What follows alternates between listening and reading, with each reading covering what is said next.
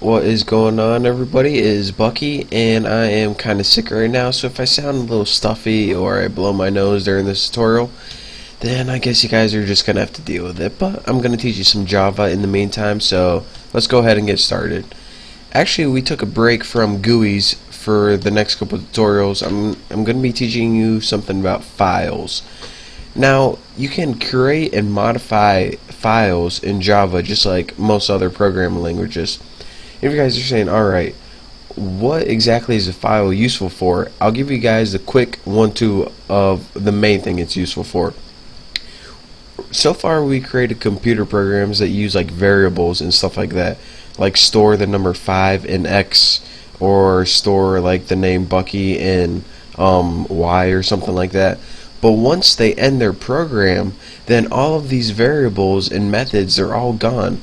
So if we want to like keep it in a database, then we actually need to like keep it in a text file, so that way when they run the program again, then all their information is there, and they don't, it's not just like a program that you can run once and it forgets about it.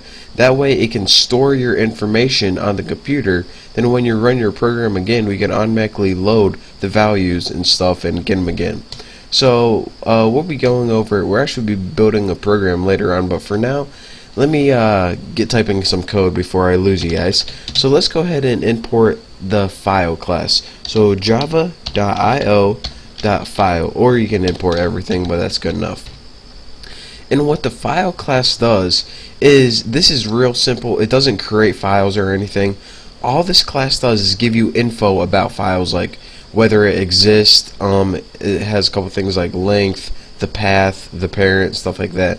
Right now what we're going to be doing is testing whether a file exists on our computer, and this is useful for things like if you're creating a program to make a file for the first time.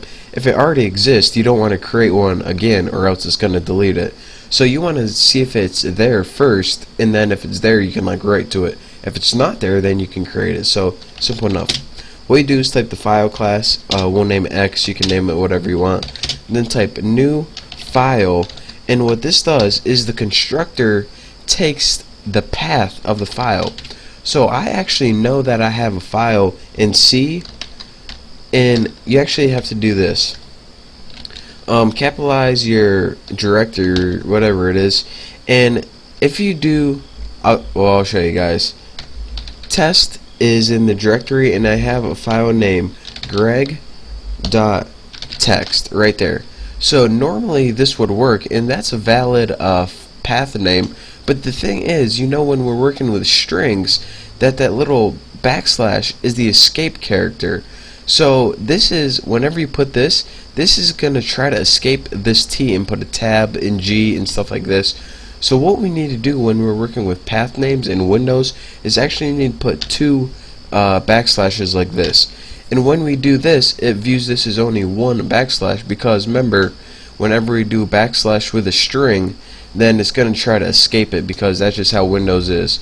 So actually, whenever you do path names, do 2 backslashes if you're working with Windows. If you're working with Linux, I think it's a front slash, but I'm not sure.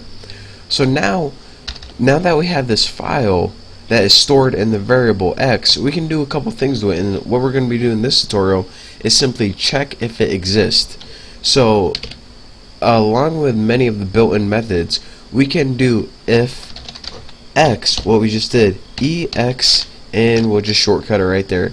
If X exists, and if we hover over this, it says test whether the file or directory pretty much exists. So if greg.txt exists, then what do we want to do? Let's go stuffy nose. System out print line, and we can print something like we can actually have x.getName, and that'll be pretty cool, and we'll just add something like exist, so it'll be like greg.txt exist. Or if it doesn't, we'll insert a file that doesn't exist later, so I can tell you guys what it does. And system out print line, and we'll say this thing doesn't exist, and make sure you almost type everything wrong, so which I did. So now we can go ahead and run this program and see what we get. It says Greg.text exists, and I probably should put a space right there, but I didn't. And what is going on is this. If you look at my computer right here, and you go to C test, and this is a C, and the test is right here, a file named Greg.text does exist. But what if you had a file name in here like like that? See, that's what I could think of off the top of my head. If you run this and click OK, it's going to say this thing doesn't exist.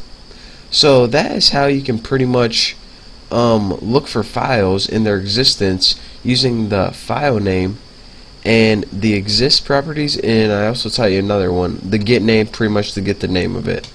And that's a quick cute little tutorial, and let's see if there's anything else I didn't cover. And that's pretty much it for this tutorial. And in the next tutorial I'm actually going to show you guys, alright, we already tested if it existed or not. If a file doesn't exist, then how do we create one? I mean, of course we can go to our computer right here and create a file like this, but we want to create one in Java programming language, so that's what I'm going to be teaching you in the next tutorial.